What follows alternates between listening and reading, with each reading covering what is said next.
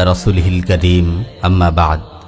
একজন আদর্শ মুমিন প্রতিবেশীদের সাথে উত্তম ব্যবহার করে, তাদের সঙ্গে লেনদেনে সততা অবলম্বন করে, কারণ ইসলাম প্রতিবেশীর অধিকার রক্ষায় অত্যধিক গুরুত্ব দিয়েছে। প্রতিবেশীর সাথে ভালো ব্যবহারের নির্দেশ দিয়ে আল্লাহ তাআলা বলেন, ওয়া'বুদুল্লাহ ওয়া লা তুশরিকু বিহি শাইআন ওয়া বিল ওয়ালিদাইনি ইহসানা ওয়া বিযিল কুরবা ওয়াল ইয়াতামা ওয়াল মাসাকিন ওয়াল জারি যিল কুরবা ওয়াল জারিল জুনুবি ওয়াস সাহিবি বিল জামবি ওয়াবনিস সাবিল ওয়া মা মালাকাত আইমানুকুম। আর তোমরা আল্লাহর ইবাদত করো, তার সঙ্গে কাউকে শরীক করো না।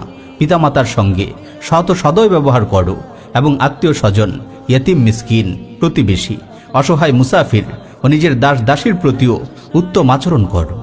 প্রত্যেক ব্যক্তির উপর তার প্রতিবেশীর অধিকার রয়েছে। তার সাথে আত্মীয়তার সম্পর্ক থাকুক বা না থাকুক, এমনকি ধর্মীয়ভাবে সম্পর্ক না থাকলেও এখান থেকে ইসলামে প্রতিবেশীর অধিকার রক্ষার গুরুত্বের কথা স্পষ্ট বোঝা যায়।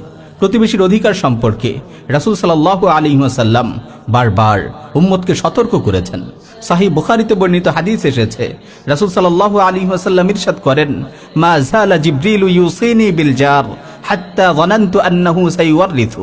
জিবরাইল আলাইহিস সালাতু ওয়াস সালাম সর্বদা আমাকে প্রতিবেশীর হক সম্পর্কে এত বেশি উপদেশ দিচ্ছিলেন যে একসময় আমার ধারণা হতে লাগলো যে ভবিষ্যতে বোধহয় প্রতিবেশীর উত্তরাধিকারী ঘোষণা করা হবে। প্রতিবেশীর অধিকার বিষয়ে জিবরাইল আলাইহিস সালাতু ওয়াস সালামের অতিরিক্ত উদ্বুদ্ধকরণের ফলে রাসূল সাল্লাল্লাহু আলাইহি ওয়াসাল্লাম বিষয়টির প্রতি খুবই আগ্রহী হয়ে পড়েছিলেন। সহিহ মুসলিমে বর্ণিত একটি হাদিস এসেছে, রাসূল সাল্লাল্লাহু আলাইহি ওয়াসাল্লাম বলেন, মান কানা ইউমিনু বিল্লাহি ওয়াল ইয়াউমিল আখির ফালইউহসিন ইলা জারিহি ওয়া মান কানা ইউমিনু বিল্লাহি ওয়াল ইয়াউমিল আখির ফালইউকরিম যায়ফাহু ওয়া মান কানা ইউমিনু বিল্লাহি ওয়াল ইয়াউমিল আখির ফালইয়াকুল খায়রান আও লিয়াসকুত।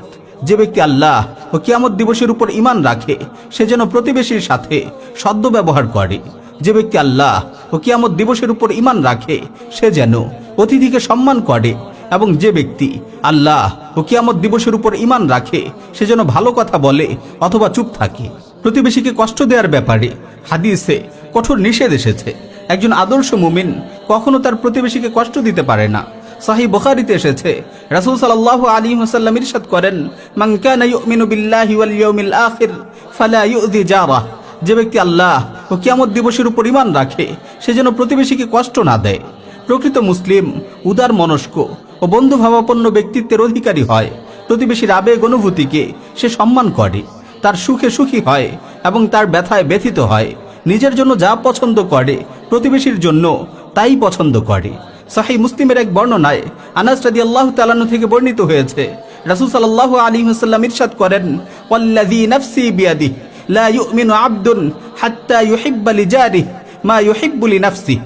সেই সত্তার শপথ করে বলছি যার হাতে আমার প্রাণ, বান্দা ততক্ষণ পর্যন্ত ঈমানদার হতে পারবে না যতক্ষণ না তার প্রতিবেশীর জন্য তাই পছন্দ করবে যা সে নিজের জন্য পছন্দ করে। আল্লাহ তাআলা আমাদের আমল করার তৌফিক দিন। আমিন ইয়া রাব্বাল আলামিন।